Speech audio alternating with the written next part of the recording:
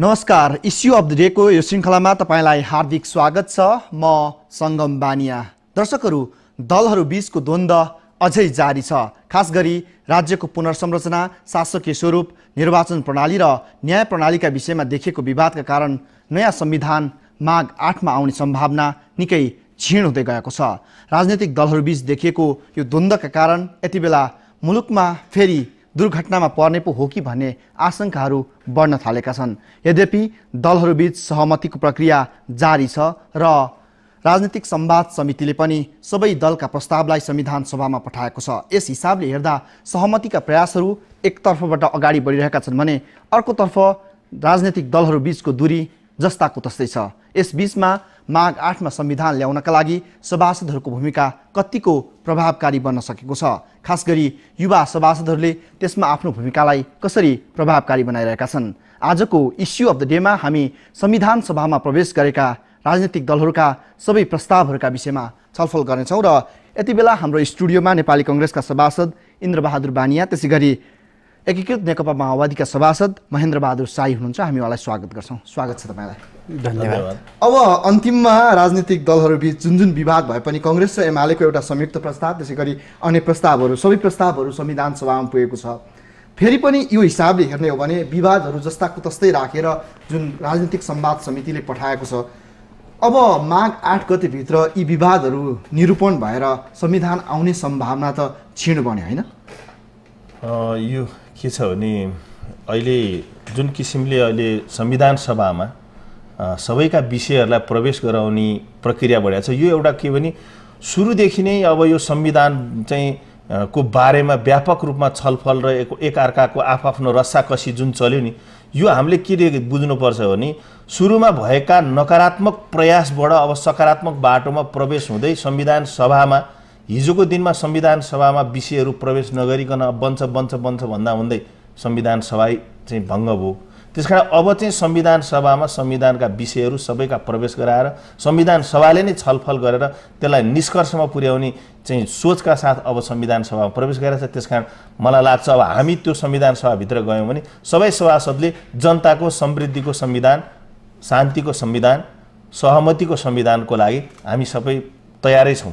जस्तो कांग्रेस एमालेको साझा प्रस्तावको विषयमा जुन लैजानका लागि राजनीतिक संवाद समितिका सभापति डाक्टर बाबुराम भट्टराईले आनाकानी गरे र यो विषयलाई लिएर यति बेलासम्म अलि बढी आलोचना डाक्टर भट्टराईको भइरहेछ कि यस्तो अवस्थाका बीच कसरी यो दबावको बीचमा गयो अथवा यही दबावको बीचमा संविधान सभामा यो विषय प्रवेश गरेको हो? अब यो दबावको भन्दा पनि अब सबैतिरबाट परिस्थिति राजनीतिक संवाद समितिमा सबैले आफ्ना कुरालाई लागू गर्न खोजिरहेको अवस्था र कांग्रेस र एमाले सकेसम्म सहमतिको बाटो नहुँदाखेरि चाहिँ के छ भने साझा प्रस्तावलाई अधिकतम आफ्ना कुराहरूलाई लान खोजेको हो। त्यसमा सबैले आफ्ना विषयहरू, राज्य पुनर्संरचना, शासकीय स्वरूप र चाहिँ निर्वाचन प्रणाली, न्याय प्रणाली, यी विषयहरूमा सबैले आफ्नो कुरालाई अलिकति प्राथमिकता दिन थालेपछि त्यसलाई चाहिँ अब बेलामा ल्याउन नसकेपछि, अब समयमै त्यसलाई सहमतिको बाटोमा टुङ्ग्याउन नसकेपछि सबैका प्रस्तावलाई, सबैका विषयलाई संविधान सभामै लगेर संविधान सभामै छलफल गरेर गन्थन गरेर तीभित्रबाटै निकाल्नुपर्छ। यो राजनीतिक संवाद समितिभित्र होइन, अब त्यहाँ सभासदहरू संविधान सभामा रहने, राजनीतिक संवाद समितिले टुङ्गो दिन नसक्ने, सभासदहरू चाहिँ अब के छ भने बिजनेस नपाएर अनिखेरि कोही जिल्ला जानुपर्ने, कोही कतैतिर भौतारिनुपर्ने। त्यस कारणले यो बिजनेस प्रवेश गर्ने कुरा आज सकारात्मक हो। अब तीबाट हामी सबै किसिमका सभासदहरूले कांग्रेस, एमाले, माओवादी सबैले त्यसलाई अब तीभित्रबाट बुझ्छौँ र नजिकबाट त्यो सबै खाकाहरूलाई हेरेर कमसेकम सहमतिमै संविधान ल्याउने पक्षमा हामी लाग्छौँ। साईज्यू, खास गरी जुन विवादहरू थिए ती विवादहरू जस्ताको जस्तै संविधान सभामा प्रवेश गर्यो कि राजनीतिक संवाद समितिले त्यस्तो खास किन उपलब्धि हासिल गर्न सकेन? जसरी कांग्रेस एमाले दबाब दिएर आफ्नो प्रस्तावलाई संविधान सभामै पठाए, होइन? ठिक छ। अब यतिखेर स्वाभाविक रूपमा अहिले व्यापक चाहिँ अहिले चर्चा प्रचर्चा चल्ने गरेको चाहिँ छ कि अबको हामीले माघ 8 गते जुन समय तोकेका चाहिँ थियौँ र त्यो समय अवधिभित्र संविधान चाहिँ जारी हुन्छ कि हुँदैन भन्ने कुराहरूको एउटा चौतर्फी आशंका पैदा भएको चाहिँ छ। र यसो हुँदा अब अहिले हजुरले पहिला भने जस्तै यतिखेर भूमिका के रहने मुख्य गरी सभासद अझै सभासदभित्र पनि अहिले सबैले एउटा ढङ्गले अलिकति विश्वास गरेको र परिवर्तनको चाहिँ मुख्य वाहकको रूपमा चिनिने शक्ति भनेको युवा शक्ति चाहिँ हो र यतिखेर युवा सभासदहरूको अब सदनभित्र भूमिका के रहन्छ हामी त्यसमा सोधिरहँदाखेरि जुन कांग्रेस एमालेले जुन दबावका बीचमा प्रस्ताव संविधान सभामा पठाए हैन संविधान राजनीतिक संवाद समितिका सभापति डाक्टर भट्टराईलाई हस्ताक्षर अति विरुद्ध हस्ताक्षर संकलन गरे कस्तो लागिरहेछ कांग्रेस एमालेको जुन साझा प्रस्ताव साझा अवधारणामा एकीकृत माओवादीले अथवा त्यसमा कस्तो आफ्नो दृष्टिकोण राखिरहेछ यसमा ठिक यसलाई चाहिँ मैले अन्यथा चाहिँ लिँदैन किनकि हामीले माघ 8 भित्रै संविधान जारी गर्नु छ माघ 8 भित्रै संविधान जारी गर्नुपर्ने भएको हुँदाखेरि समयले हामीले निकै प्रेसर चाहिँ दिइराखेको हुँदा भरसक सहमति कायम हुनु पर्यो यदि सहमति हुँदैन भने हैन अब समाज समितिमै विषयवस्तु थन्काएर राख्नु हुँदैन यसलाई तुरुन्तै अगाडि लिएर सदनमा ल्याउनु पर्यो सदनमै नै छलफल संविधान सभामै लिएर छलफल बहस गरेर बरु एउटा टुङ्गामा चाहिँ जानुपर्छ भनेर आवाज उठाउने कुरा हस्ताक्षर गर्ने कुरालाई हामीले अन्यथा चाहिँ लिएको चाहिँ छैन यो स्वाभाविक हो जस्तो मलाई लाग्छ बिन्दुमा पुग्यो नि त त्यो जुन राजनीतिक संवाद समितिलाई जुन मुख्य जिम्मेवारी दिएको थियो र जुन मुख्य जिम्मेवारी र त्यहाँबाट सहमति होला भन्ने जुन आशा अपेक्षा थियो त्यो त ध्वस्त भयो र अब माघ 8 गते भित्र यही कारण संविधान नआउने आशंका बढिरहेको छ त्यसैले मैले सुरुमै भन्न खोज्दै थिएँ कि नेपालको एउटा राजनीतिक संस्कारको कुरा जो चाहिँ छ हामी त जस्तै कि यसको त पृष्ठभूमि चाहिँ हेर्नु पर्यो कि नेपाली समाजको के नेपाली समाज भनेको विश्वास पनि अति गर्छ हैन आशंका पनि अति गर्छ के फेरि त्यो त्यसो भएरले एउटा विश्वासको आधारमा हरेक पोलिटिकल पार्टीका जनता र कार्यकर्ताहरूले मुख्य गरिकन पार्टीको लिडरसिपलाई एउटा विश्वास गरेकै थिए र हामी सबै पार्टीका चाहिँ अब कार्यकर्ताहरूले मुख्य लिडरसिपको जिम्मामा हामीले चाहिँ दियौँ र तपाईहरु चाहिँ बस्नुस् छलफल गर्नुस् र एउटा साझा एउटा चाहिँ सहमति कायम गरेर चाहिँ आउनुस् भन्ने जिम्मा चाहिँ हामीले दिएकै थियौँ र त्यही भएको कारणले अघिल्लो पटकको संविधान सभाभित्र पनि संविधान जारी गर्न सकिएन विघटन चाहिँ भयो र अहिले पनि तपाईको हामीले जो तोकिएको समयभित्र संविधान चाहिँ जारी नहुने सम्भावनाहरू एकदम नजिक आइराखेको चाहिँ छ त्यसैले अब अहिले संविधान चाहिँ जारी गर्दाखेरि आउने त्यसको चाहिँ शेयर के त्यसको चाहिँ पोजिटिभ चाहिँ शेयर पनि मुख्य लिडरहरूमै आउँथ्यो र यसको चाहिँ अहिले जो त्यसको नेगेटिभ जो चाहिँ शेयरहरू चाहिँ त्यो पनि मुख्य लिडरहरूसँगै केन्द्रित चाहिँ हुन्छ र अहिले प्रश्न लिडरसिपमाथि चाहिँ उठेको चाहिँ छ अलिकति म भन्छु सभाको अध्यक्षले त अब वैशाखसम्म भए पनि संविधान जारी गर्दा नेपाली जनताले फरक पर्दैन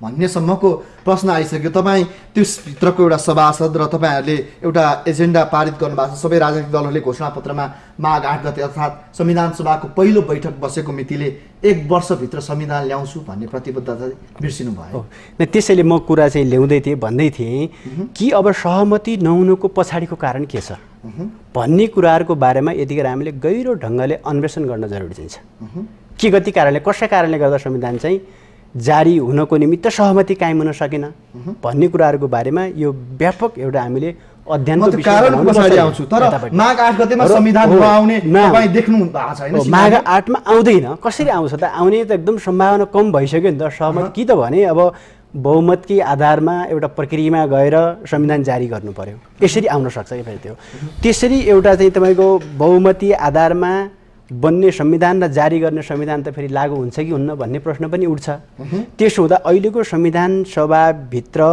रहेका पार्टी र संविधान सभाभन्दा बाहिर रहेका पनि पार्टीहरू छन् कुनै शक्तिहरू होलान् समूहहरू होलान् यी सबैको चाहिँ राय सल्लाह सुझाव लिएर के एउटा साझा एउटा दस्तावेजको रूपमा हामीले यसलाई घोषणा गर्न सक्यौँ भने यो सबैले मान्ने चाहिँ संविधान चाहिँ हुन्छ यदि तपाईको चाहिँ संविधान चाहिँ हामीले जारी गर्ने बहुमती सिस्टमबाट अब त्यो सदन भित्रैबाट जल्न सुरु गर्यो भने विषय त लागू गर्ने विषय हो नि त लागू गर्न सकिन्छ कि सकिन्न भन्ने कुरा भयो के यदि बहुमतकै आधारमा प्रक्रियामा गरेर संविधान जारी गर्ने भनेर अघिल्लो संविधान सभाले पनि जारी गर्न सक्थ्यो नि त त्यो नसक्ने भन्ने कुरा चाहिँ थिएन तर त्यसरी जारी गरिएको संविधान चाहिँ तपाईको लागू गर्न सक्दैन देशमा लागू हुँदैन त्यो किनकि यत्रो एउटा संसदीय पार्टीहरू एमाले त्यसको विपक्षमा रहन्छ कांग्रेस विपक्षमा रहन्छ भने अहिले अब सिर्फ माओवादीले मात्रै एउटा बहुमती सिस्टमबाट प्रक्रियामा गएर संविधान हामीले घोषणा गर्दा त्यो संविधान चाहिँ लागू हुँदैन भनेर अघिल्लो संविधान सभा मार्फत त्यो काम नगरिएको कुरा चाहिँ हो भने अहिले पनि हामीले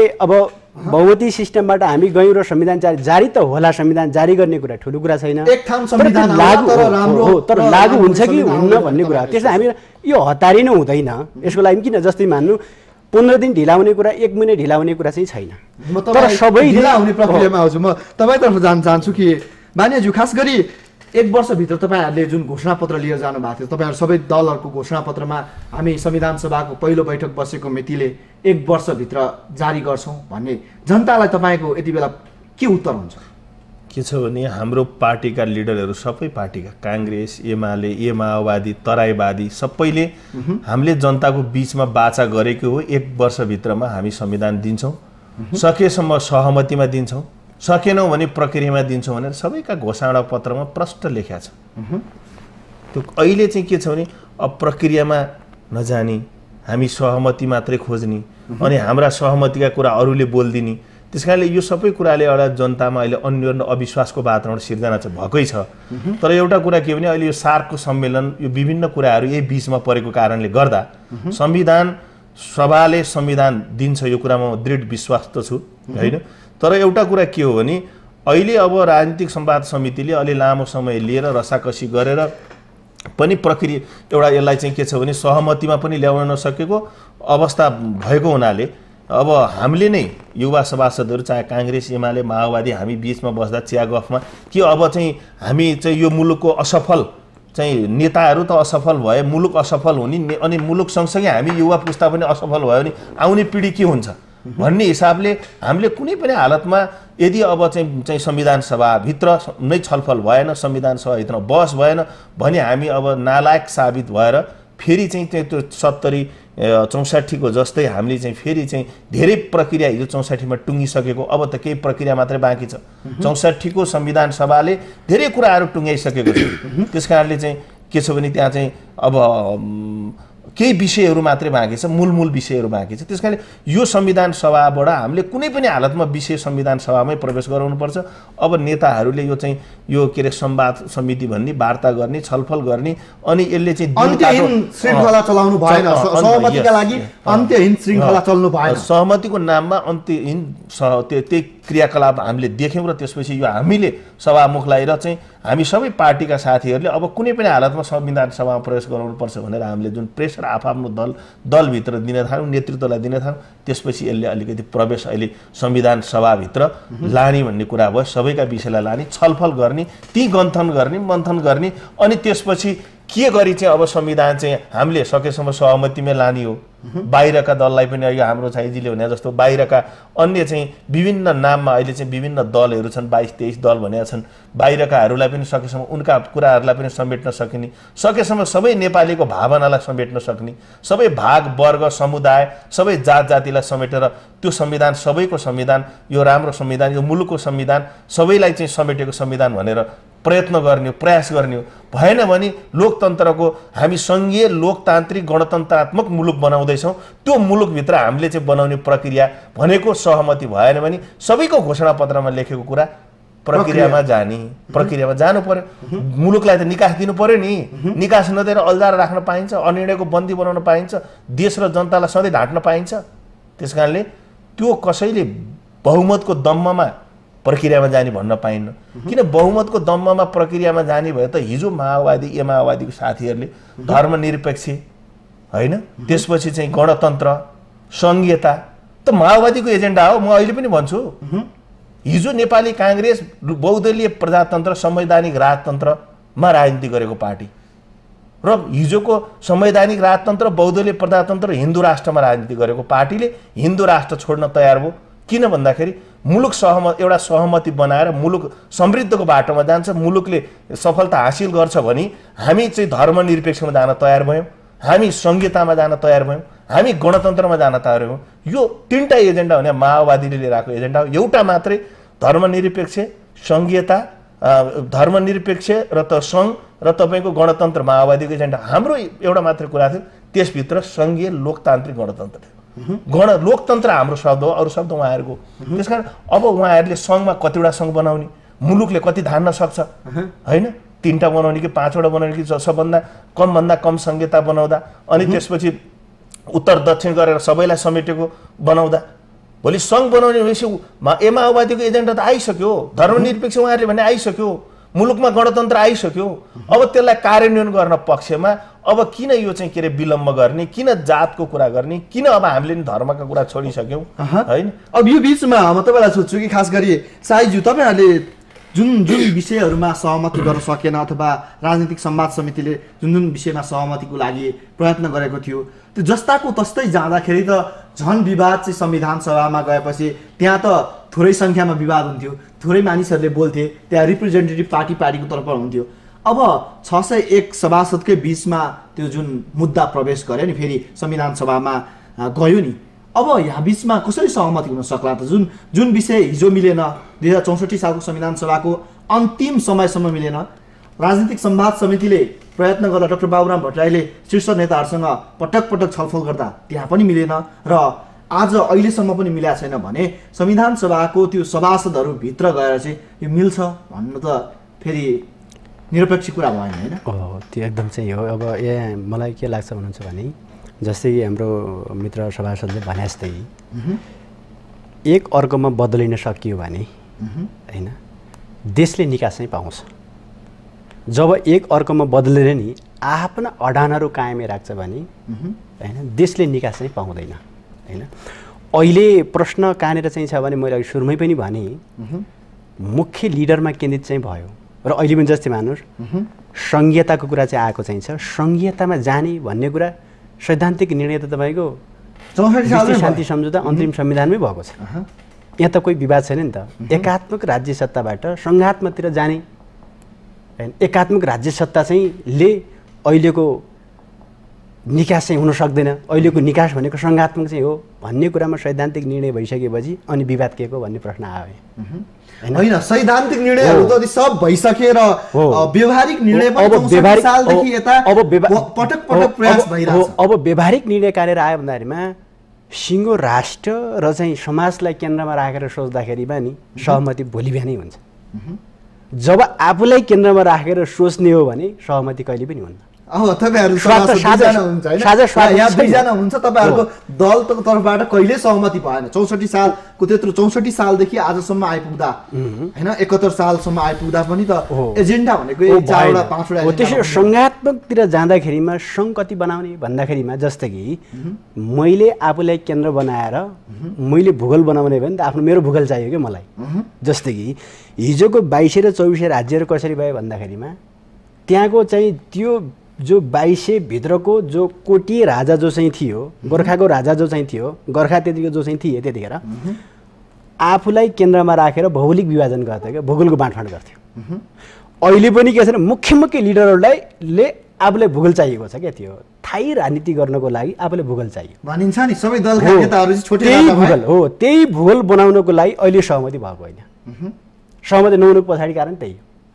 नत्र भने आखिर त हामीले सम्पूर्ण अधिकार तल दिने भनेको नि त सङ्घात्मक बनाउने भनेको केन्द्रमा रहेको केन्द्रित अधिकारलाई स्थानीय लेभलमा दिने भनेको हो कि सङ्घलाई दिने भन्ने कुरा होइन। सैद्धान्तिक रूपमा कोही पनि नदिने भन्दैन हो। त्यसपछि अब सहमति भएन कतिवटा बनाउनु भन्दाखेरिमा अब के चाहियो भन्नुहुन्छ भने जस्तै हिजो किन 22-24 राज्यहरू बने भन्दाखेरिमा जब वृद्धि हुँदै गयो नि त, राजाहरू वृद्धि हुँदै गए, त्यसपछि उनीहरू भौगोलिक विभाजन गर्दै गए कि बढ्दै गएका हुन् नि त 22-24 भएर पुगेका हुन् नि।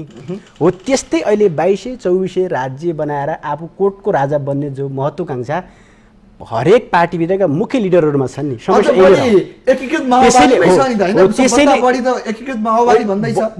बढी भन्नको पछाडि कारण पनि अब यसको पनि हामीले अलिकति छलफल गर्नुपर्छ, यसको पनि विश्लेषण सही ढङ्गले गर्नुपर्छ होइन। अब हामीले जस्तै मेरो आफ्नो बुझाइबाट मेरो आफ्नो चेतनाबाट मैले त आखिर त पार्टीले खडा गरेको चाहिँ जुन सङ्घ यति बनाएर जाउँ भन्नेमा म त सहमत छु नि। म सहमत कहाँ छु भन्नुहुन्थ्यो भने जो हामीले भन्यौँ कि जातीय उत्पीडन भएको चाहिँ छ, क्षेत्रीय उत्पीडन भएको छ, लिङ्गीय उत्पीडन भएको चाहिँ छ, उत्पीडनको आधारमा उनलाई अधिकार पाउने गरिकन सङ्घ चाहिँ बनाउँदाखेरि उनलाई न्याय हुन्छ भनेर मात्रै हामी सहमत भएका हौँ। त्यहाँ को त्यसलाई राजा बनाउने र त्यसलाई कोट बनाउने तपाईँ भन्नुभयो कि यहाँ बढी को चाहिँ राजा हुने अथवा भोलि मुख्यमन्त्री को हुने अथवा नेताहरू केन्द्रमा रहे भन्नुको अर्थ त त्यही होइन र भोलि को मुख्यमन्त्री होला अथवा मुख्यमन्त्री बढी चासो लिएर बढी सङ्घ बनाउन खोजेका हुन् हो त्यही हो त्यो बढी र कमको कुरा चाहिँ होइन होइन अब यसमा हामी प्रष्ट कहाँनिर हुनु जरुरी चाहिँ छ भन्दाखेरिमा बढी बनाउने भन्ने कुरा त नेपाल बहुजाति बहुभाषिक राज्य चाहिँ यो नेपाल भने यसलाई हामीले भाषा संस्कृति यी सबै चिजलाई हामीले समेटेर जानुपर्छ यही हो कि तपाईँ भन्नुभयो बहुभाषिक बहुजातीय तर तपाईँहरूले नाम किन नेवा राज्य राख्न खोज्नुभयो तामसालिङ किन राख्न खोज्नुभयो भन्ने आम मानिसहरूको प्रश्न छ नि होइन यस्तै यस्तै अन्य तमुवान लिम्बुवान होइन होइन किन किन किन राख्न खोज्नुभयो यस्तो हो अब यसलाई राख्नको हामीले त भन्यौँ कि उनीहरूको पहिचान झल्किने किसिमको राज्य बनाएर जानुपर्छ है जहाँ चाहिँ हिजोदेखि बसोबास गर्दै आइरहेका आदिवासीहरू चाहिँ छन् जनजातिहरू चाहिँ छन् होइन यिनीहरूलाई आफ्नो पहिचान सहितको सङ्घीयता बनाएर जानुपर्छ र यसमा फेरि विभेद कहाँनिर आयो भन्दाखेरिमा अब अहिले त छासमिस चाहिँ छ हिजोको जस्तो छ छैन नि त अहिले त बसाइसराई गऱ्यो भने विभिन्न जाति अहिले मधेसमै भन्ने त्यसैले हामीले छोड्ने होइन कि हामीले बहु पहिचान यसभित्र हामीले बहु पहिचान सहितको सङ्घीयता बनाएर जानुपर्छ यसमा हामी सहमत छौँ भन्ने कुरा प्रश्न भने ऊ चाहिँ अहिले पनि हाम्रो पछिल्लो छलफल कहाँ चलिरहेको छ भने नामाकरणमै फेरि विवाद चाहिँ हुन्छ भने यी पनि पछि टुङ्गिने गरे पनि सहमति गर्न सकिन्छ भनेर अन्तिम अहिले हामी त छलफल हाम्रो एजेन्डा त हामीले त्यो अगाडि सारेका छौँ नि त्यसो भने यसमा समस्या चाहिँ होइन मुख्य कुरा त भौगोलिक विभाजनको कुरा मात्रै हो कतिवटा सङ्घ बनाउने र अब चाहिँ सीमारेखामा चाहिँ समस्या पैदा फुकाउनको लागि कुन हदसम्म झर्नुभयो अहिले कतिवटा सङ्घ बनाउनेमा सहमति हुनुभयो अहिले यति सङ्ख्या भन्ने कुरा चाहिँ छैन अहिले पनि हाम्रो सैद्धान्तिक डिबेट कहाँनिर छ भन्दाखेरि अधिकारको कुरामा चाहिँ छ अधिकार दिने कि नदिने भन्ने कुरामा सङ्घमा होइन क्या फेरि त्यो होइन त्यो भयो भने साथमा पनि अब अहिले यसो बाहिर हामीले हरेक लिडरसिपको अभिव्यक्तिलाई चाहिँ सुन्दाखेरि अहिले के कन्फ्युजन पैदा भएको छ भन्दाखेरिमा तपाईँको होइन सङ्घीयतालाई नै डाइभर्ट गर्ने सङ्घीयतातिर नलैजाने र अहिले अब त्यो सङ्घीयतालाई चाहिँ तपाईँको डाइभर्ट गर्नको लागि हिजोका चाहिँ प्रशासनिक निकायहरू चाहिँ थिए क्षेत्रीय प्रशासनिक निकायहरू त्यसको मोडलमा लैजाने र सम्पूर्ण चाहिँ अधिकार फेरि केन्द्रमै केन्द्रित गर्ने स्थानीय लेभलमा सङ्घमा अधिकार चाहिँ नदिने र त्यसपछि अब त्यहाँ विभिन्न किसिमका चाहिँ अराजकता चाहिँ सिर्जना गरे बनाएर हो सङ्घ तपाईँको सङ्घ यो सङ्घीयता नै ठिक छैन यो सङ्घीयता नै गलत छ भनेर फेरि एकात्मक राज्य कायम गर्ने आशंका पैदा भएका छन् जो लिडरसिपको अभिव्यक्तिबाट यदि त्यो हो भने यत्रो सङ्घर्ष गरेको यत्रो नेपालीहरूले चाहिँ अब बलिदान गरेको त्यसको अर्थ र औचित्य के भनेर त्यसो भएर हामीले एकदमै सङ्घीयतामा हामी नगएर अहिलेको विकेन्द्रीकरणमा जान खोज्यो भने तपाईँको आरोप हो अधिकार चाहिँ दिने हो विकेन्द्रीकरण पनि होइन केन्द्रीकरण नै हो तर केन्द्रमा रहेको अधिकारलाई स्थानीय लेभलमा पुगाइदिने कुरा हो क्या जस्तै अहिले पनि जस्तो मान्नुहोस् एमआरपीको कुरा चाहिँ छ है एमआरपी ल मुगुको मान्छे कालीकोटको मान्छे एमआरपी बनाउन काठमाडौँ आउनुपर्छ काठमाडौँ एमआरपी बनाउन आउनुको लागि उसलाई 70-80 हजार रुपियाँ लाग्छ भन्नुभयो त 5,000 को पासपोर्ट लिन 5 काठमाडौँको जनताले 5,000ले पाइराखेका चाहिँ छ कर्णालीको जनताले तपाईँको 70-80 हजार रुपियाँ चाहिँ लगाएर चाहिँ एमआरपी बनाएको छ कि भन्नुभयो यही सिलसिला म अस्ति भर्खरै तपाईँको जुम्लामा गएँ जुम्लामा पत्रकारले के सोध्दै हुनुहुन्छ भने 38 वर्ष चाहिँ भयो अहिले कालीकोटको चाहिँ एयरपोर्ट चाहिँ निर्माण हुन थालेको अहिलेसम्म किन सम्पन्न हुन सकेन भन्ने प्रश्न गरेँ हो त्यही भएर सङ्घीयता चाहियो भन्ने कुरा मैले गरेँ क्या त्यो किन भन्नुहुन्छ भने केन्द्रबाट हेर्दाखेरि त आखिर त 200-250 एयरपोर्ट बनिरहेका नि त्यसभरि कालीकोटमा नबन्यो भने अर्को जिल्लामा त एयरपोर्ट बनेकै छैन त फेरि त्यो अर्को ठाउँमा त एयरपोर्ट त बन्यो तर कालीकोटमा बनेन किन भन्दाखेरिमा कालीकोटमा नजर गएन नि त पुगेन नपुगेकै कारणले गर्दा एयरपोर्ट बनेन म तपाईँलाई सोध्छु खास गरी अहिले जुन सङ्घको विषयमा उहाँले जुन कुरा भन्नुभयो कि अहिले के माओवादी त्यति धेरै लचिलो भइसक्यो हो अथवा काङ्ग्रेस एमाले त्यो जुन अधिकार दिनुपर्ने हो सङ्घहरूलाई दिनुपर्ने अधिकारमा कन्जुसाइ गर्न खोजेको हो अधिकारको कुरामा त त्यो साझा एजेन्डामा तपाईँले पनि राम्रोसँग हेरे हुन्छ नेपाली काङ्ग्रेस र चाहिँ एमालेको साझा कुरामा साझा एजेन्डामा अधिकार चाहिँ अधिकार सहितको सङ्घ हो उहाँहरूले खोजेको चाहिँ उहाँले अझै प्रष्ट उहाँले जे भन्नुभएको छ उहाँको कुरा म सहमत छु अधिकार त प्रष्ट दिएको छ अधिकार सहितको सङ्घ हुने हो तर स्वायत्ता दिने कुरा चाहिँ होइन किन स्वायत्ता दिँदाखेरि भोलि मुलुक विखण्डन हुन सक्छ नेपालको भूगोल नक्सा जे हो त्यो हुन सक्छ त्यसकारणले अहिले हामीले भनेको स्वायत्तता नदिने कुरा हो, अधिकार त पूर्ण रूपमा सम्पन्न दिने हो। अधिकार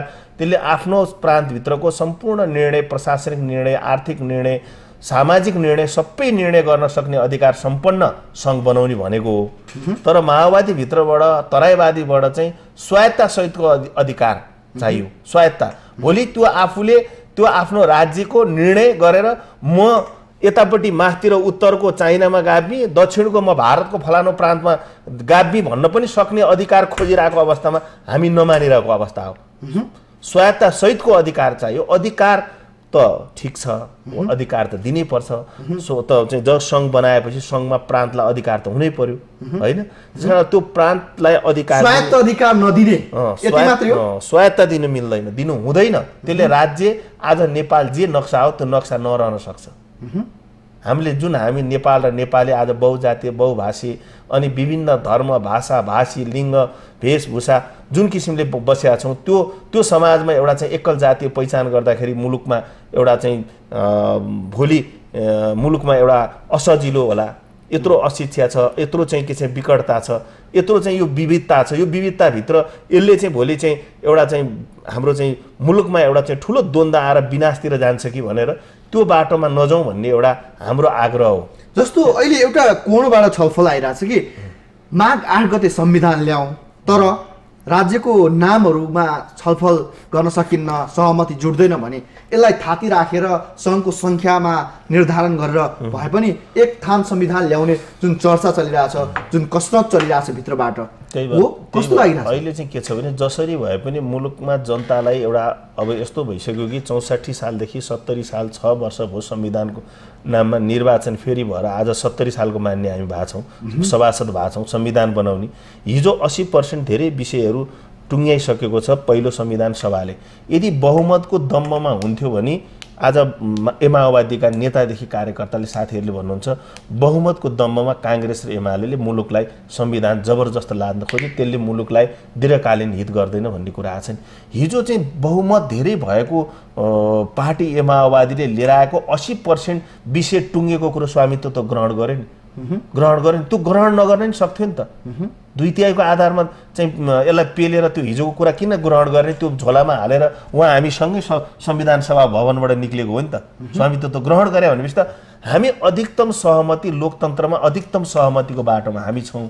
उहाँहरू पनि लगभग बाटोमा आइरहनु भएकै छ होइन, नआएको त होइन। तर अब एउटै बाटोमा आउनलाई त संविधान सभाभित्र चाहिँ अब चाहिँ त्यो नटुङ्गेका सबै विषयहरू, सबैका चाहिँ विषयहरूलाई संविधान सभामा प्रवेश गर्ने भनेको छ। 23 गतेदेखि प्रवेश गरेपछि त्यही छलफल हुन्छ, मान्यहरूको भेटघाट हुन्छ। त्यो हाम्रो चाहिँ सबैको साझा भवन संविधान सभा हो। संविधान सभाभित्र सबैका कुरा त्यहाँ आफ्नो प्रश्न आउँछन्। पार्टीका धारणा भन्दा कसरी पत्याउने कि जब कि तपाईहरु 5-7 जना नेताहरू बस्दा त मिल्न सक्दैन, 601 जना बस्दा मिल्छ भनेर विश्वास गर्ने आधार त छैन। 5-7 जनाको अब नेतृत्वहरूको अब कहाँ कुन चाहिँ शक्ति केन्द्रले चाहिँ कहाँ काम गरिरहेछ थाहा छैन। हाम्रा चाहिँ शक्ति केन्द्र भनेको जनता हो, देश हो। देश र जनतालाई केन्द्रबिन्दु राखेर माटोलाई सम्झेर हामीले संविधान जारी गर्नु, त्यो कुरामा मलाई लाग्छ साईजी पनि तयार हुनुहुन्छ, म पनि तयार छु। होइन, त्यसकारणले हामी तपाईले भन्नुभयो शक्ति केन्द्रबाट नेताहरू चल्छन् भने त्यही शक्ति केन्द्रको अन्डरमा तपाईहरु हुनुहुन्छ। जसले जे भन्यो अथवा तपाईको नेताले जे भन्यो त्यो त क्रस गर्ने वातावरण रहन्छ। त्यही त शक्ति केन्द्रले नै नेताहरूलाई अलिकति चाहिँ असजिलो बनायो कि के भयो कि संवाद समितिमा कुरा टुङ्गिएन भनेर हामीले त्यहाँबाट त्यो शक्ति केन्द्रको उसबाट सिधै शक्तिको स्रोत जनताको चाहिँ सबैको प्रतिनिधित्व भएको संविधान सभाको मै अब विषय प्रवेश होस्, त्यही संविधान सभामै जाओस् र संविधान सभाबाट निकास निकाल्नुपर्छ। तपाईहरुलाई धेरै गाह्रो भयो, त्यसकारण सबै विषयहरूलाई, सबैका कुराहरूलाई प्रवेश गराइदिनुस्, त्यही ल्याइदिनुस्, त्यहीबाट हामी निष्कर्ष निकाल्छौँ भनेर हाम्रो दबाब थियो, त्यही अनुसार आएको हो। साईज्यू, तपाईलाई लाग्छ कि अब संविधान सभाको त्यो जुन उहाँले भन्नुभयो केही नेताहरूको कारण सहमति अहिलेसम्म भएन, 64 सालमा टुङ्गिनुपर्ने विषयहरू आज पनि जिउँका त्यौँ रहे र अब तपाईहरुले चाहिँ संविधान सभाबाट अब 23 गतेबाट हुने छलफलले चाहिँ त्यस्तो निष्कर्ष दिला? ठिक छ। अब यसमा थोरै अब छलफल अघि उहाँले भने जस्तै औपचारिक रूपमा छलफल नभए पनि अनौपचारिक छलफलहरू युवा सभासदहरूको बीचमा चलिराखेको चाहिँ छ। कस्तो छलफल चल्छ? अहिले युवा सभासदहरूले तपाईले भने जस्तो के भूमिका खेल्न सक्छ अब यही प्रश्न आयो, अबको भूमिका के? कि त तपाईँको अब नालायकीकरण चाहिँ हुनु पर्यो होइन, तपाईँले अघि भने जस्तै त्यो झोला बोकेर पछि हिँड्ने माथि हुनु पर्यो, कि त भने गुमेको पहल कदमीलाई चाहिँ लिनु पर्यो, दायित्व नयाँ जिम्मेवारी हो नि त, त्यो त जिम्मेवारी पुरा गर्नु पर्यो फेरि। त्यसो हुँदा अहिलेसम्म चाहिँ अब हाम्रो भएको कहाँनिर हुनुहुन्छ भने नेपाली राजनीतिक संस्कारभित्रका लिडरसिप भनिसके देवत्वको रूपमा मान्ने क्या फेरि त्यो भगवानै हो है भन्ने कुरा जो बुझाइ जो हुन्छ नि, जसले गर्दा लिडरसिपले गर्ने कमी कमजोरीहरूको पनि बरु तपाईँ ढाकछोप गरिदिने क्या फेरि त्यो उसलाई चाहिँ रूपान्तरण गर्ने होइन, सङ्घर्ष गर्ने होइन, उसका कमी कमजोरी करेक्सन गराउने, रूपान्तरित हुने भन्ने भन्दा पनि त्यही भएको हुँदाखेरिमा नि अब चाहिँ नयाँ जिम्मेवारी चाहिँ आयो है। कुनै पनि हालतमा अहिलेसम्म मुख्य लिडरसिपहरूको चाहिँ विश्वास गर्दा उनीहरूको भर पर्दा होइन निकास चाहिँ निक्लिन सकेन। अब गरे यहाँसम्म जति गरे नि गरे, आखिर त एउटा ढङ्गको चाहिँ निकास त आएकै छ नि आखिर। हामी त किनकि अब गणतन्त्रको कुरा चाहिँ छ, संहिताको कुरा चाहिँ छ, आखिर संविधान सभासम्म त आइपुग्यो भने अब हामीले संविधान सभा मार्फत संविधान दिने कुराहरूमा के हामी सबै पार्टीभित्रका सभासदहरूले आफ्नो दलगत स्वार्थ र दलभन्दा माथि उठेर छलफल र बहस गरेर अगाडि नबढ्ने हो भने फेरि पनि देशले संविधान पाउँदैन। अब म तपाईँलाई सोधौँ है, अब 23 गतेबाट हुने छलफलमा महेन्द्र बहादुर शाही कति माथि उठ्छ? एकीकृत माओवादीको कार्यकर्ता, एकीकृत माओवादीको सभासदभन्दा माथि उठेर त्यस्तो के निर्णय गर्ला युवा शक्तिका लागि र संविधानका लागि? हामी के अपेक्षा गरौँ तपाईँबाट? अरूको धेरैको कुरा हामी तपाईँबाटै कुरा यसको बारेमा हामी फेरि व्यापक छलफल, हामी एक आपसमा छलफल र बहस हामीले गर्छौँ र फेरि विज्ञहरूसँग छलफल चाहिँ अलिकति परामर्श चाहिँ हामीले लिन्छौँ र अहिलेको तत्कालीन अहिलेको परिस्थितिमा होइन हामी कहाँसम्म चाहिँ जाँदा, कहाँसम्म हामी चाहिँ पुग्दा सहमति कायम गर्दा राष्ट्रहित चाहिँ हुन्छ। अहिले त विचारको हिसाबले दृष्टिको हिसाबले म पनि फेरि फरक विचार दृष्टिको मान्छे हो, म पनि फरक विचार दृष्टिको मान्छे हो। मैले त नयाँ जनसंविधान चाहिँ चाहने मान्छे, नयाँ जनसंविधान चाहने मान्छे, म त समाजवाद र साम्यवादमा जाने मान्छे होइन भने हामी त धेरै डिफेन्ट सिद्धान्त बोकेका मान्छेहरू, डिफेन्ट तपाईँको दर्शनबाट हामी प्रसिद्ध मान्छेहरू। अहिले सबै कुरा त मिल्न सक्दैन। एउटै पोलिटिकल पार्टीभित्र त विभिन्न किसिमको मतभेदहरू चाहिँ हुन्छन् भने, वैचारिक डिबेट हुन्छ भने फरक फरक विचार दृष्टिकोण र दर्शन यसका लागि तपाईँको भूमिका के हुन्छ? मैले तपाईँकै भूमिका, यसको लागि हामी पहिलो भूमिका भनेको हामी छलफल र बहस गर्छौँ र हामी अब अहिलेको समय सापेक्षित सुहाउँदो चाहिँ केन्द्रबिन्दु हामीले खोज्छौँ होइन। त्यो अहिले मैले एउटा भनौँला मेरो मेरो बुझाइमा एउटा चाहिँ केन्द्रबिन्दु बन्न सक्छ, त्यो कुरा त फेरि अरूको लागि चाहिँ मान्य नहुन सक्छ नि। हामी सबैका चाहिँ धारणाहरू चाहिँ हामीले बुझ्छौँ, बुझिसकेपछि त्यसपछि हामी कुनै न कुनै हामी निर्णय पुग्छौँ, पुग्नै पर्छ र देशलाई अनिर्णयको बन्दी बनाएर चाहिँ अब लामो समस्या राख्नु हुँदैन। कहिलेसम्म पुग्नुहुन्छ तपाईँलाई म यो प्रश्न पनि सोध्छु कि 8 गतेभित्र अथवा 8 गते अगाडि त्यो देखिने गरी पुग्छ? 8 गतेभन्दा अगाडि त कुनै पनि हालमा पुग्दैन, किनकि अब यो त कहाँ पर 7-8 वर्षको चाहिँ अब तयारी त अझै तपाईँको चाहिँ त्योले एउटा निष्कर्ष निकाल्न सकेन भने अब हामीले तुरुन्तै तपाईँको 1 हप्ताभित्र चाहिँ नयाँ निष्कर्ष निकाल्न माफी माग्नुपर्ने होइन र? तपाईँहरू त सभासद भएको हिसाबले तपाईँहरू दुवैजनाले कि जनताको अगाडि तपाईँले जुन घोषणापत्र लिएर जानु भएको थियो नि 1 वर्षभित्र संविधान बनाउँछु भने, माफी त माग्नु पर्ला नि है? अब आफूले आफ्नो दायित्व पुरा गर्न नसकेको कुराले त जनताको अगाडि गएर स्वीकार्ने कुरामा त ठुलो कुरै भएन नि फेरि। त्यो भनेका चाहिँ छौँ, त्यो पुरा गर्न नसके सकिएन भन्छ, नसक्नेको पछाडिको वस्तु कारण के हुन् भन्ने कुराको बारेमा जनताको विषयमा राखौँला। बानियाज्यू, खास गरी तपाईँहरूलाई म एउटा कुरा सम्झाउँ कि पहिलो संविधान सभाका युवा सभासदहरूको राय पनि यस्तै थियो, हामीले हाम्रो तर्फबाट काम सकायौँ, हामीले नेताहरूलाई पठायौँ र जुन जिम्मेवारी थियो हामी त्यो जिम्मेवारी त हामीले पुरा गरेकै हो नि।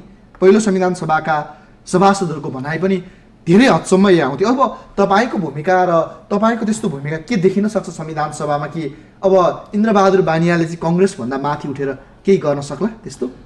एउटा कुरा, पहिलो कुरा चाहिँ नेपाली काङ्ग्रेस नै के छ भने तपाईँले म काङ्ग्रेसभन्दा माथि त राष्ट्र र जनताको पक्षमा उठ्छु नै, यसमा दुविधै छैन। तर नेपाली काङ्ग्रेस नै यस्तो पार्टी हो कि राष्ट्र र जनताको लागि हरेक पटक हरेक कुरा सम्झौता गरेका छ। मान्छे नमर्नको लागि, लोकतन्त्र प्राप्तिको लागि कहिले राजासँग सम्झौता, कहिले राणालाई हटाउनको लागि राजासँग सम्झौता गरेको छ काङ्ग्रेसले। अहिले लोकतन्त्र प्राप्तिको लागि र मान्छे चाहिँ मर्नबाट चाहिँ अन्त्य होस् भन्नको लागि माओवादीसँग मैले अघि नै भने धर्मनिरपेक्ष गणतन्त्र सङ्घमा जान काङ्ग्रेस तयार भयो। अहिले पनि अब चाहिँ हामी माओवादी साथीहरू पनि लगभग अब लोकतन्त्रको बाटोमा आइसकेको अवस्था छ। अब हाम्रो एजेन्डा भनेको एउटै एजेन्डा हो, मुलुकको शान्ति र समृद्धि हाम्रो एजेन्डा हो। त्यो एजेन्डाभित्र लोकतन्त्रको बाटोमा आइसकेपछि उहाँहरूले पनि आफ्ना केही कुरा छोडेर आउनु भएको छ, हामीले पनि आफ्ना केही कुरा छोडेका छौँ। अब जनतालाई संविधान दिने कुरामा हामी जोडिनुपर्ने छ। त्यो जोडिनलाई पहिलो संविधान सभाले चाहिँ युवा सभासदहरूले नेताहरूलाई धेरै विश्वास गर्नुभयो। हामीले चाहिँ अविश्वास गरे होइन, अब हामीलाई शङ्का पैदा भयो। शङ्का पैदा भएपछि चाँडै विषयवस्तु चाहिँ संविधान सभामा लैजाउँ। तर यो साग र विभिन्न कारणले गर्दा माघ 8 गते नै ल्याउने कुरामा चाहिँ यो चाहिँ के चाहिँ तिथिमितिको कुरामा चाहिँ अलिकति तलमाथि हुनसक्छ। तर 71 साल चैतभित्रमा संविधान आउँछ भन्ने कुरामा म विश्वस्त छु। यो टेलिभिजन मार्फत म सम्पूर्ण नेपालका जनतालाई विश्वस्त गर्न चाहन्छु कि अब यो 72 साल नलाग्दै यो मुलुकमा संविधान जारी हुन्छ। त्यो संविधान सकेसम्म सहमतिको हुन्छ, भएन भने अधिकतम जनताले लोकतन्त्रमा पत्याएको संविधान आउँछ। लोकतन्त्र भनेको त्यही हो। हिजोको दिनमा भगवान बुद्धले पनि के भन्नुभएको थियो भने बहुजन सर्वजन हिताय सर्वजन सुखाय भन्नुभएको थियो। सर्वजन हिताय सर्वजन सुखाय पछि भगवान बुद्धले पनि त्यो काम कायम हुन नसकेर बहुजन हिताय बहुजन सुखाय भन्नुभयो। त्यस कारणले हाम्रो पूर्वेली संस्कार संस्कृतिले पनि के भन्छ भने बहुजन हिताय र बहुजन सुखाएको बाटोमा हामी जानुपर्छ। हामीले केही न केही हामीले कमी कमजोरी गरे पनि धेरैको हित हुने बाटोमा हिँड्नको लागि मलाई लाग्छ उहाँ पनि तयार हुनुहुन्छ, म पनि तयार हुन्छु भन्ने मलाई विश्वास छ। त्यसकारण तपाईले भन्नुभयो कि चैतभित्र के आधार छ त्यस्तो तपाईसँग कि त्यो दरिलो आधार टेक्ने आधार के छ? त्यो एउटा कुरा अब लगभग धेरै विषयहरूमा नेताहरूको बीचमा व्यापक छलफल भइसकेको छ। सबैले आफ्नो पार्टीको धारणा र मन बनाएको कुराहरू त्यहाँ पस्किसकेका छ। राजनीति संवाद समितिमा पटक बिहानै बेलुकै दिउँसै चिया खाजा चाहिँ डिनर सबमा धेरैचोटि आइसकेको छ। त्यसकारणले अब यो मुलुक चाहिँ कस्तो बनाउनु पर्छ भनेर विज्ञहरूसँग सोध्ने कुरा पनि नेताहरूको भइसकेको छ। नेताहरूको काम लगभग राजनीति संवाद समितिमा शीर्ष नेताहरूले आफ्ना धेरै विषय र आफ्ना पार्टीका कुरा सबैले आफ्ना कुराहरूलाई त्यहाँ छिराएका छन्। कसको कति मात्रा भन्ने मात्र सबैका कुराहरू सबैका विषयहरू संविधान सभामा, राज्य पुनर्संरचनामा, शासकीय स्वरूपमा, निर्वाचन प्रणालीमा, न्याय प्रणाली, विशेष यो 4वटा कुरामा अहिले मुलुकलाई अहिले यो संविधान दिने कुरामा रुटमा रोकिया हो। हामीले अहिले संविधान सभाको बैठक किन बोलाउनु पर्छ भनेर भनेको भने हिजो जे सहमति भएको विषय हो नि, सहमति त भइसकेका छ नि धेरै विषयहरू। अब भटाभट तिनका विषयमा चाहिँ संविधान सभामा प्रवेश गर्दै संविधानको अब चाहिँ प्रक्रिया अगाडि बढ्यो। अब त्यो चाहिँ पास गर्दै जाने, सहमति भए विषय पास गर्ने, त्यसपछि जे असहमति भएको छ त्यसको विषयमा फेरि एउटा चाहिँ असहमतिका 3टा 4टा कतिवटा विषयमा असहमति हुन्छ। राज्य पुनर्संरचनामा चाहिँ कतिवटा प्रान्त बनाउने कुरा मिलेन भने त्यसबारेमा मात्रै छलफल गर्ने अनि त्यसलाई निष्कर्षमा पुर्याउने। त्यसपछि न्याय प्रणाली कस्तो हुने त्यसको बारेमा मात्रै गर्ने, अनि निर्वाचन प्रणाली के हुने, यी कुराहरू जे कुरा टुङ्गिया छ त्यो कुरामा चाहिँ अब प्रवेश गराउँदै पास गर्दै जानु पर्यो। सभासदलाई काम दिनु पर्यो नि, नेताले मात्रै घुमाएर राखेर भएन नि भन्ने हाम्रो विषय हो। त्यसकारणले प्रवेश भएको छ। अब प्रक्रियागत रूपमा सहमति भएको विषयलाई टुङ्ग्याउँदै जाने, सभासदले काम पनि पाउँदै जान्छन्। अनि हामी पनि राज्य कस्तो बनाउँदाखेरि, यो मुलुक कस्तो हुँदाखेरि हिजोको एकता नभड्किने, सद्भाव नभड्किने र मुलुक नटुक्रिने र अधिकार पनि पाउने। हिजो जसले जे पाएन, अघि हाम्रो साईजीले भने जस्तो त्यो चाहिँ विकटताले चाहिँ सुविधा पाएन, त्यो जुन एउटा जातिले जुन पाउन पर्ने हिजोको चाहिँ पहिचान र सामर्थ्य चाहिँ थियो, त्यो सामर्थ्य र पहिचान चाहिँ हिजो चाहिँ सीमित व्यक्तिको हातमा भयो। त्यसकारणले चाहिँ त्यो सीमित चाहिँ जातको हातमा भयो। त्यो सीमित जातको हातबाट सम्पूर्ण नेपाली भाषाभाषी र धेरै चाहिँ दलित जनजाति पिछडा वर्गको हक अधिकारलाई स्थापित गर्ने र पिछडेको भागहरू उहाँहरू जस्तो कर्णालीको चाहिँ जनताहरूले, कर्णालीका नेताहरूले, नेतृत्वहरूले अब त्यो ठाउँले राहत पाउनुपर्छ, त्यहाँ विकास हुनुपर्छ, त्यहाँ समृद्धि आउनुपर्छ। त्यहाँ अहिले जहाँ धेरै सुविधा भएको छ त्यो सुविधा कटुँदैन, त्यसलाई व्यवस्थापन गर्दै सुविधा नभएको ठाउँलाई सुविधा सम्पन्न बनाउनुपर्छ। त्यसका लागि सहमति बनाएर जानुपर्छ र त्यो किसिमको राज्य पुनर्संरचित हुनुपर्छ भन्ने हाम्रो कुरा हो। त्यसकारणले अब प्रवेश गर्दै गएपछि मलाई लाग्छ अब मिल्छ, मुलुकमा संविधान बन्छ। अब धेरैको दिमागमा चाहिँ एउटा के भइसक्यो भने संविधान दिनुपर्छ, दिनको लागि चाहिँ अब आफ्ना कुरा चाहिँ के छिराउने आफ्ना दलगत कुरालाई पनि प्रवेश त गराउनु पर्यो भन्ने कुरा मात्रै हो। त्यसकारण ककरले कति सेयर हुने आफ्नो त्यहाँ भित्र भन्ने मात्रै कुरा संविधान बन्छ ढुक्क हुनुहोस् र यो मिडिया मार्फत नेपाली जनता ढुक्क भयो हुन्छ। मजासँग संविधान 71 सालभित्र यो मुलुकमा संविधान जारी हुन्छ। मलाई विश्वास चाहिँ सहमतिकै जारी हुन्छ भन्ने छ। भएन भने म साइजीलाई सोध्छु तपाईँलाई लाग्छ कि चैतभित्र संविधान आउँछ? अब यसमा त जस्तै अब उहाँले असम्भव कुरा चाहिँ छैन, मैले अघि नै भने।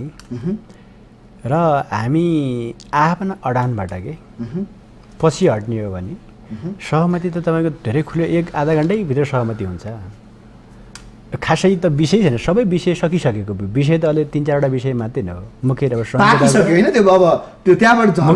संहिताको कुरा, शासकीय स्वरूपको कुरा, न्याय प्रणालीको कुरा, निर्वाचन प्रणालीको कुरा, 4वटा विषय चाहिँ हो।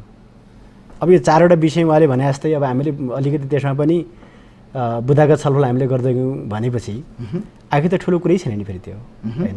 यसको लागि हामीले संहिताको बारेमा पनि ल यसरी जाने भनेर हामीले निर्णय गर्ने बित्तिकै त्यो कोही समस्या छैन। यति सङ्ख्यामा हामी जाने भौगोलिक विभाजन पछि गरे पनि भयो। जो अब त्यसपछि आएर तपाईँको शासकीय स्वरूपको कुरा चाहिँ छ, शासकीय स्वरूपमा पनि ल यो विषयमा हामी सहमत भएर जाने भन्ने बित्तिकै समस्या चाहिँ छैन फेरि। त्यसो भए हुनाले यो धेरै हामीले तयारी गर्नुपर्ने, धेरै लामो समय चाहिँ खोज्नुपर्ने, धेरै चाहिँ मेटेरियलहरूको खोजी गर्नुपर्ने, अध्ययन गर्नुपर्ने, अनुसन्धान गर्नुपर्ने विषय छैन।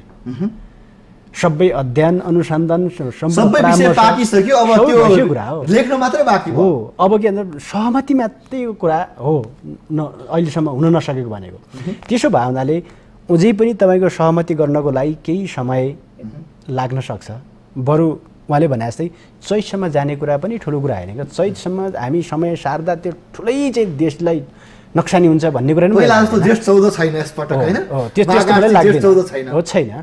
त्यसो भए हुनाले हामी हतारमै तपाईँको चाहिँ संविधान चाहिँ हामी जारी गर्नु भन्दा पनि हामीले बरु व्यवस्थित ढङ्गले अलिकति टाइम चाहिँ लागे पनि होइन, सबैको साझा सहमति, सबैको साझा धारणा सहितको एउटा दस्तावेज हामीले चाहिँ घोषणा गऱ्यौँ भने त्यसले नै समग्र नेपालको हित गर्छ, आम नेपाली जनताको हित गर्छ भन्ने कुरा चाहिँ हो।